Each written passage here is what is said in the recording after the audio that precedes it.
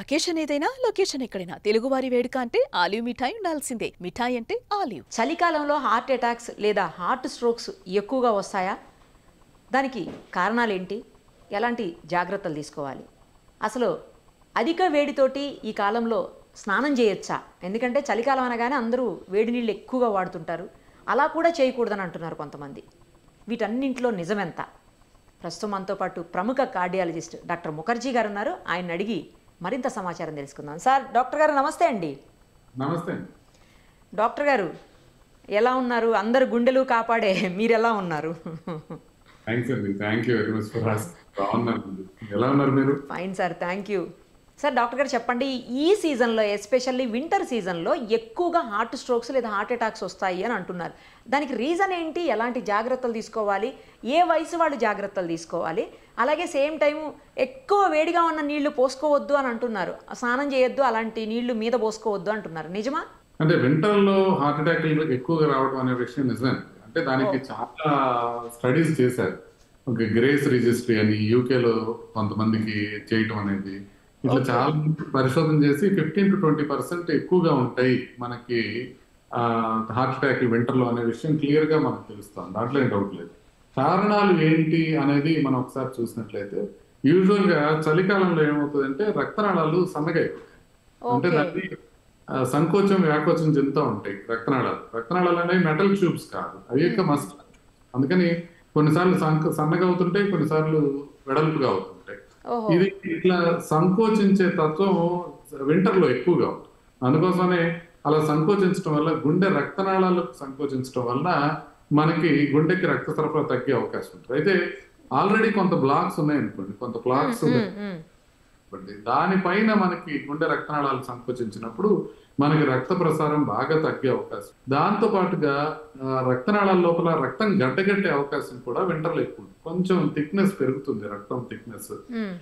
దానికి కారణాలు చాలా ఉంటాయి. ప్లేట్లెట్ రియాక్టివిటీ మనకి ఎక్కువ ఉండటం కారణంతో పాటుగా చలికాలం మనం వాటర్ తక్కువ తాగుతాం. మనం ఎక్కువ యూరిన్ వస్తుంది, కొంచెం వాటర్ తక్కువ తాగుతాం. అందుకనే డీహైడ్రేషన్ అన్ఫార్చునేట్ గా చలికాలంలో కూడా ఉంది. సో బ్లడ్ గడ్డకట్టే దాంతో పాటుగా మనకి రక్తం పల్చగా ఉండకపోవడం, కొద్దిగా థిక్గా ఉండటం కూడా ఒక కారణం. సో దీంతో పాటుగా ఏమవుతుందంటే మనం ఇంట్లో చక్కగా వేడిగా అన్ని తలుపులు వేసుకొని ఉంటాం. ఒక్కసారిగా తలుపు తీసి ఎస్పెషల్లీ ఎర్లీ మార్నింగ్ చలిలోకి వెళ్ళినప్పుడు, ఎస్పెషల్లీ నడిచేటప్పుడు చలికి ఎక్స్పోజ్ అయినప్పుడు మనకి రక్తనాళాలు సడన్ గా నేరో అయ్యే అవకాశం ఉంటుంది. చల్లటి ప్రదేశాలకు వెళ్ళారనుకోండి, స్విట్జర్లాండ్ కానీ కెనడా కానీ ఇట్లాంటి ప్రదేశాలకు వెళ్ళారనుకోండి, 100 మంది ఉంటే 100 మంది బాగా స్వెటర్లు గిటర్లు వేసుకొని తిరుగుతూ ఉంటారు. ఒక్కళ్ళు మాత్రం స్వెటర్లు అన్ని తీసేసి చొక్కా తీసేసి తిరుగుతూ ఉంటారు. ఇండియన్సే ఉంటారు. ఎందుకో మనకేంటంటే చలికాలంలో చొక్కా లేకుండా తిరగటము అనేది మనకు ఒక ప్రైడ్ అనమాట. అంటే మనం అట్లా చేస్తూ ఉంటాం. సో అలా చేయటం వల్ల కూడా మనకి రక్తనాళాలు కుంచుకుపోయే అవకాశం ఉంటుంది. ఇది మాత్రమే కాకుండా అర్లీ మార్నింగ్ ఏంటంటే కౌంటర్ రెగ్యులేటరీ హార్మోన్స్ అంటారు అన్నమాట. కార్టిసాల్ కానివ్వండి, ఇవన్నీ కొంచెం ఎక్కువగా వస్తూ ఉంటాయి బాడీలో. వింటర్ లో అర్లీ మార్నింగ్ లో చలి ఎక్కువ ఉండటంతో పాటుగా ఇలా అవ్వడం వల్ల కొంత మేజర్ ప్రాబ్లమ్స్ వచ్చే అవకాశం ఉంటుంది. సో ఇవన్నీ కలుపుకొని దీంతో పాటుగా ఇంకొక విషయం కూడా చెప్పుకోవాలి. వింటర్ లో రెస్పిరేటరీ ఇన్ఫెక్షన్స్ ఎక్కువ ఉంటాయి. మీరు చూసినట్లయితే అందరూ తగ్గుతున్నారు, అందరికి జలుబులు ఉన్నాయి. ఈ రెస్పిరేటరీ ఇన్ఫెక్షన్స్ ఎక్కువైనప్పుడు ఇన్ఫ్లమేషన్ ఎక్కువ ఉంటుంది. ఆ ఇన్ఫ్లమేషన్ ఎక్కువ ఉండటం కూడా హార్ట్ అటాక్స్ కి దారి తీసే అవకాశం ఉంటుంది. సో ఈ కారణాలు అన్నింటిలో కలిపి వింటర్ లో గుండె జబ్బులు రావడం అనేది ఎక్కువగా జరుగుతుంది. అయితే మీరు ఇంకొక ప్రశ్న అడిగారు, ఎవరికి జాగ్రత్తగా ఉండాలి? గుండె జబ్బులు వచ్చే అవకాశం ఎక్కువ ఉంటుందో వాళ్ళు జాగ్రత్త. అంటే వయసు ఎక్కువగా ఉన్నవాళ్ళు కానివ్వండి, బీపీ ఎక్కువగా ఉన్నవాళ్ళు కానివ్వండి, సో ఇట్లాంటి ప్రాబ్లమ్స్ ఉన్నవాళ్ళు, స్మోకర్స్ కానివ్వండి, ఇట్లా ఆల్రెడీ హార్ట్ అటాక్ వచ్చి లేకపోతే మళ్ళీ రికవర్ అవుతున్న వాళ్ళు, వీళ్ళందరూ కూడా మనం జాగ్రత్తగా ఉన్నారు. వీళ్ళతో పాటుగా ఊబకాయం అధికంగా ఉన్నవాళ్ళు, ప్లస్ మానసిక ఒత్తిడి ఎక్కువగా ఉన్నవాళ్ళు, వీళ్ళు కూడా మనకి కొంత జాగ్రత్తలు తీసుకోవాల్సిన అవసరం ఉంటుంది. ఓకే. చివరిగా మీరు ఇంకో ప్రశ్న అడిగారు, మనం వింటర్ లో వేడి నీళ్లు పోసుకోవచ్చా లేదా? వేడి నీళ్లు పోసుకోవడం వల్ల జరిగేది ఏంటి అంటే సడన్ గా ఒక్కొక్కసారి రక్తనాళాలు వ్యాకోచిస్తాయి సంకోచించడం. ఇప్పుడు చలికి ఎట్లయితే సన్నగా అవుతాయో పోసుకున్నప్పుడు ఒక్కసారి వ్యాకోచిస్తాయి అనమాట. అంటే అది ఎక్కడ జరుగుతుంది? స్కిన్ మీద పడుతుంది కాబట్టి స్కిన్ రక్తనాళాలు వ్యాకోచిస్తాయి. వ్యాకోచించడం వల్ల స్కిన్ కి ఎక్కువ బ్లడ్ సప్లై వచ్చి హార్ట్ కి బ్లడ్ సప్లై తగ్గుతుందేమో అనే థియరిటికల్ కన్సర్న్ తప్ప మనం వేడి నీళ్ళు పోసుకున్నప్పుడు సడన్ గా పడిపోవటం కానీ ఇలాంటివి ఏమి జరగవు, భయపడాల్సిన అవసరం. కాకపోతే ఒక్కసారిగా వేడి నీళ్ళు పోసుకోవడం, ఒక్కసారిగా చన్నీళ్ళు పోసుకోవడం కాకుండా నార్మల్ టెంపరేచర్ తో మొదలుపెట్టి కొంచెం వేడి ఎక్కువ పెంచుకున్నా, కొంచెం వేడి తగ్గించుకున్నా కూడా ఎటువంటి ప్రాబ్లం ఉండదు.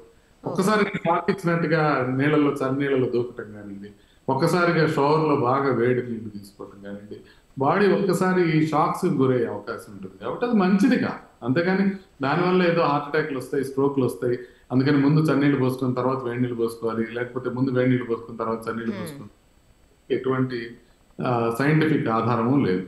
ఓకే.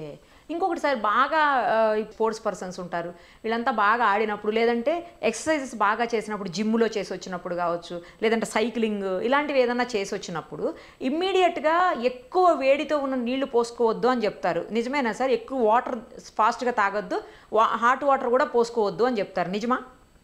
అంటే స్వెట్టింగ్ ఎక్కువ ఉన్నప్పుడు. దీనికి కారణం కూడా నేను ఇందాక చెప్పింది. అంటే ఆల్రెడీ స్వెట్టింగ్ ఎక్కువ ఉంది, కొంచెం బీపీ తక్కువ ఉంది అనుకోండి, ఎప్పుడైతే రక్తనాళాలు ఒక్కసారిగా వ్యాకోచిస్తాయో అప్పుడు సడన్ గా బీపీ మళ్ళీ ఇంకా తగ్గే అవకాశం ఉంది. Okay okay. తగ్గే అవకాశం ఉంటుంది. కాబట్టి సడన్ గా కళ్ళు తిరిగి పడిపోతారేమో అన్న భయంతో చెప్తున్నారు. అట్లని మనం తాగిపోవడానికి బాగా దాంట్లో అంటే తాగితే ఖచ్చితంగా పడిపోతారు అన్నట్లేం లేదు. కొంచెం ఎక్కువ ఛాన్స్ ఉంటుంది కాబట్టి కొంచెం జాగ్రత్తగా ఉంటారని చెప్తారు. అంతేగాని అదేం ప్రమాదం కాదు. వేడి నీళ్ళైనా చేయొచ్చు. మరీ వేడి నీళ్ళు అంటే ఇక నోరు కాలేటట్టు తాగకపోవడమే మంచిది. అంతమించి మన నోరు అలౌ చేసినంత వరకు పెద్ద ప్రాబ్లం. బాడీ మీద స్నానం చేసినప్పుడు పోసుకోవడానికి కూడా చెప్తున్నా సార్ నేను. అప్పుడు కూడా ఎక్కువ అంటే చెమట ఎక్కువ ఉన్నప్పుడు ఎక్కువ వేడి నీళ్ళు పోసుకోవద్దు అని విన్నాను నేను. నిజమా? ప్రమాదం. కాకపోతే నేను ఇందాక చెప్పిన దాన్ని బట్టే మనకి దానికి మెకానిజం ఏంటంటే ఇదే, స్కిన్ రక్తనాళాలు వ్యాకోచం చెందుతాయి. Okay okay. ఎక్కువ వేడి నీళ్ళు పోసుకున్నప్పుడు అది ఆల్రెడీ బీపీ తక్కువ ఉంటే ఇంకొద్దిగా తగ్గే అవకాశం ఉంటుంది. కాబట్టి కొంచెం కేర్ఫుల్. ఫైనల్లీ ఇంకొకటి చెప్పండి సార్. ఈ సీజన్లో మనం జనరల్గా మీరు ఇందాకే ఆల్రెడీ టచ్ చేశారు ఒక పాయింట్, బట్ అయినా నాకు కొంచెం ఎలాబరేట్గా కావాలి.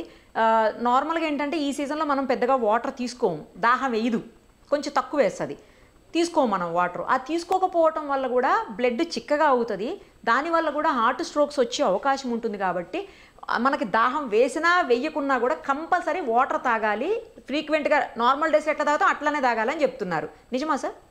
అది వింటర్లోనే కాదు, మన సీజన్తో సంబంధం లేకుండా మనకి డిహైడ్రేషన్ లేకుండా చూసుకోవాల్సిన పూచే మనది. ఎందుకంటే డిహైడ్రేషన్తో అనేకమైన ప్రాబ్లమ్స్ వస్తాయి. మనం ముందు ఇంకా మనం బాగుంది, మీరు వాటర్ కూడా తాగుతున్నారు ఇప్పుడే. సో మనకి డిహైడ్రేషన్ రాకుండా మనం చూసుకోవాలి. ఇంకా ఈజీ థింగ్ చెప్పాలంటే స్కిన్ బాగా కనపడాలన్నా కూడా డిహైడ్రేషన్ లేకుండా చూసుకోవాలి. మనకి ఎట్లా తెలుస్తుంది డిహైడ్రేషన్ వచ్చింది రాంది అని అంటే, మనం యూరిన్ పాస్ చేసినప్పుడు పేల్ ఎల్లో కలర్ లో రావాలి, లైట్ ఎల్లో కలర్ లో వైట్ గా. సో మరీ వైట్ గా ఉందనంటే కొద్దిగా వాటర్ ఎక్కువ తాగుతున్నాడు, తప్పేం లేదు. కానీ పేల్ ఎల్లో కలర్ లో అన్నా ఉండాలి. డార్క్ ఎల్లో కలర్ లో కనుక యూరిన్ వస్తే మనం సరిగ్గా యూరిన్ తీసుకోవట్లేదు అని అర్థం. అదేవిధంగా మనకి నోరు ఎండిపోతుంది అనుకోండి, వాటర్ చేస్తుంది, వాటర్ తీసుకోవాలని అర్థం. అసలు ఏమి బాడీ నుంచి ఇండికేషన్ లేకపోయినా కూడా మనం వాటర్ కొంచెం ముందే వెళ్ళి తీసుకోవడం బెటర్. సో అంటే మనకి పూర్తిగా దాహం వేసేదాకా ఆగకుండా ఎంతో కొంత వాటర్ తీసుకోవడం. అయితే ఈ సూచన మాత్రం కొంచెం జాగ్రత్తగా మనం ఎవరికి చెప్పాలంటే, హార్ట్ ఫెయిల్యూర్ ఉన్న వాళ్ళకి కానివ్వండి, లేకపోతే కిడ్నీ ప్రాబ్లమ్స్ ఉన్న వాళ్ళు కానివ్వండి, వాళ్ళు డాక్టర్స్ పరిమితంగా కొంతమందికి వాటర్ తాగమని చెప్తారు. రోజులో 1.5 లీటర్ 2 లీటర్స్ కన్నా ఎక్కువ తాగద్దని చెప్తారు. వాళ్ళకి ఇది వర్తించదు, వాళ్ళు కొంచెం జాగ్రత్తగానే తాగాల్సి ఉంటుంది. మిగతా వాళ్ళందరూ అసలు ఇలాంటి ప్రాబ్లమ్స్ లేని వాళ్ళందరూ కనీసం 3 లీటర్లు వాటర్ తాగితే మంచిది. అది వింటర్లో కావచ్చు, సమ్మర్లో కావచ్చు. అలా తాగలిగినప్పుడు వాళ్ళకి డిహైడ్రేషన్ వచ్చే అవకాశం తక్కువ ఉంది. బట్ మళ్ళీ ఇంకొక సెలెక్టివ్ డిహైడ్రేషన్ కూడా వచ్చే అవకాశం ఉంది. అంటే కొంతమంది ఏం చేస్తారంటే మార్నింగ్ లేవగానే కొంచెం తాగేసి ఇక తర్వాత రోజంతా తాగరు. అంటే ఇక పనిలో పడిపోయిన తర్వాత ఇక తాగరు అనమాట. అది కూడా మంచిది కాదు. మనం ఎప్పుడు కూడా కొంత తాగుతూ ఉండగలగడమే మంచిది. రోజంతట్లో డిస్ట్రిబ్యూట్ చేసుకోవాల్సి, డిహైడ్రేషన్ లేకుండా. రైట్ సార్, చాలా పర్ఫెక్ట్గా చెప్పారు అన్నీ, ఎలా ఉండాలి, ఎలా జాగ్రత్తలు తీసుకోవాలి అనేది. Thank you sir.